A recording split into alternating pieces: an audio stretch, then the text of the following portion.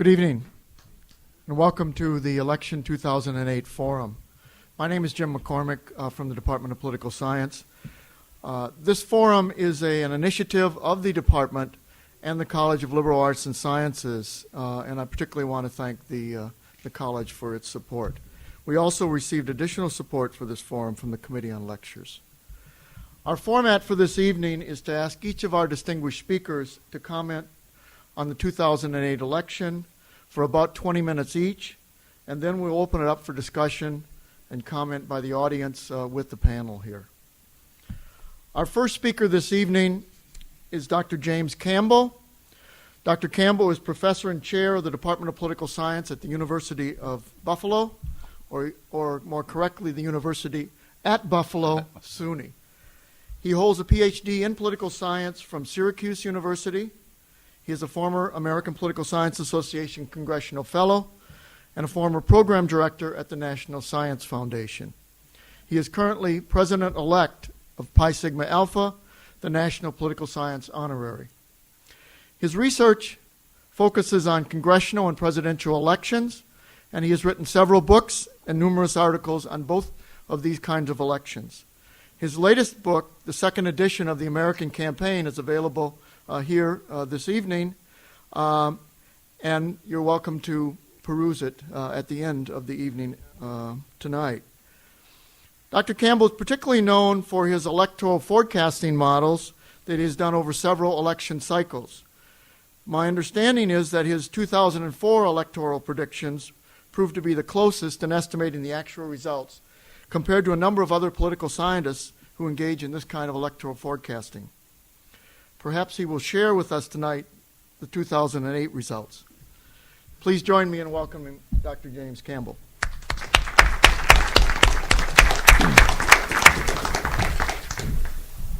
Well, thank you, Jim, and I'd like to express my appreciation for being invited here this evening and for all those who have sponsored this event. It certainly won't take the three Jims here to make this an interesting election. This is probably one of the most interesting elections, and we still have close to a month to go. And it just gets wilder and wilder each week. What I'd like to do this evening is present my talk is really in three segments.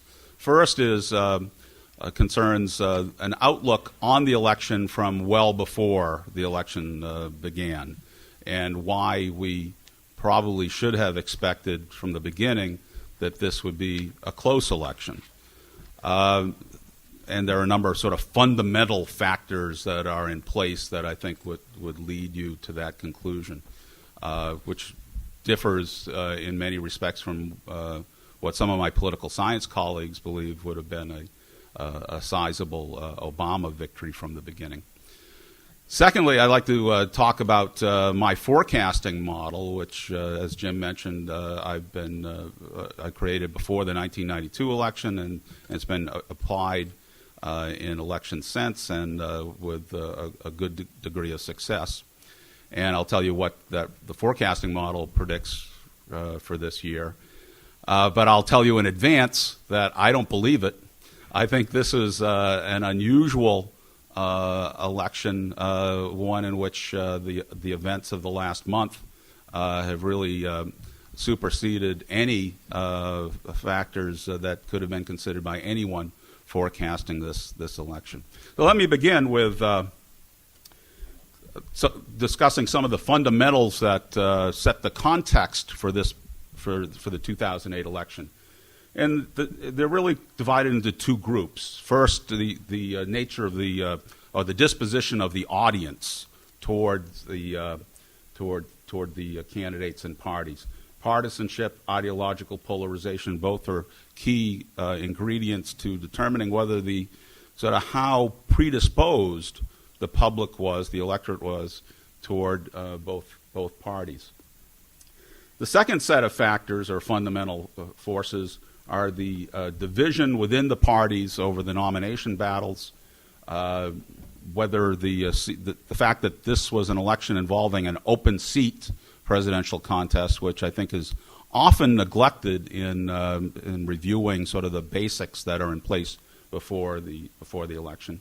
And then the fifth and sixth points concern the what political scientists would call retrospective voting and prospective voting, the record of the in-party on the president's performance or the administration's performance in office and how that applies to the in-party's candidate, John McCain, and also the candidates' records on value issues, sort of prospective voting, looking toward the future. Well, in terms of partisanship,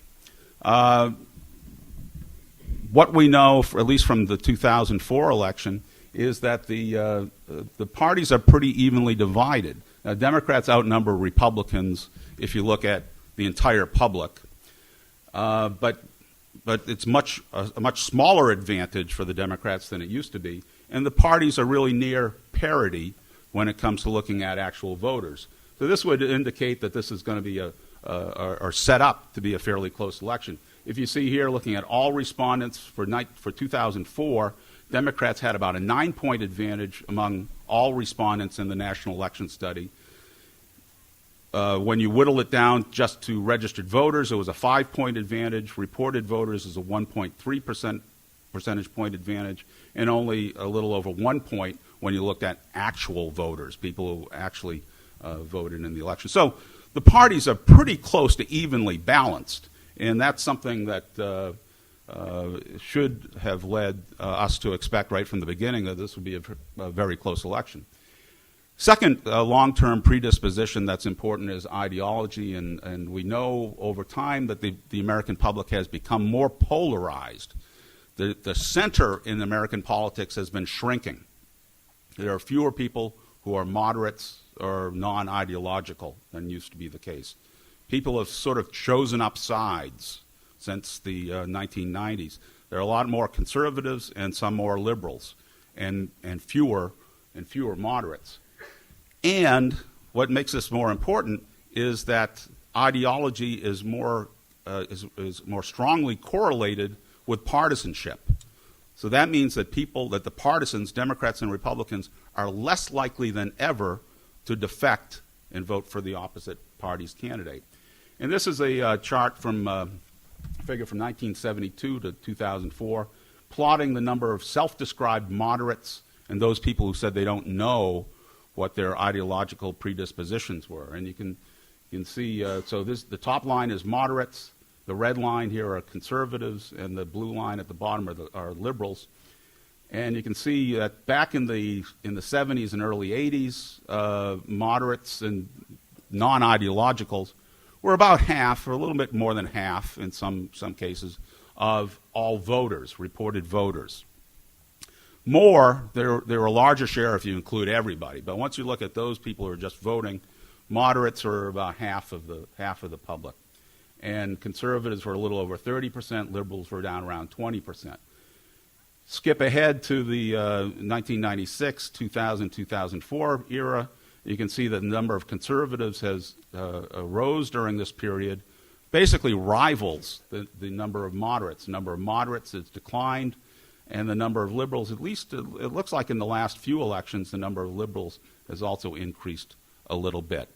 The key point is that the public is more polarized, and there are fewer people in the center. That should be, again, particularly because it correlates so highly with partisanship, that should produce a closer election. Third component, to go through this pretty quickly because I want to get to the punchline here, and that's what's going to happen this year. Early party unity is very important, and this year it seems as though both parties have had a problem with getting their party bases together early on. But it's been a very different problem for the Democrats than it was for the Republicans.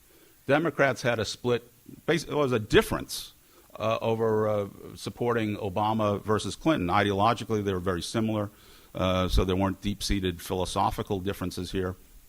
But there were personality differences, and the campaign left the party somewhat more divided than it might have been otherwise.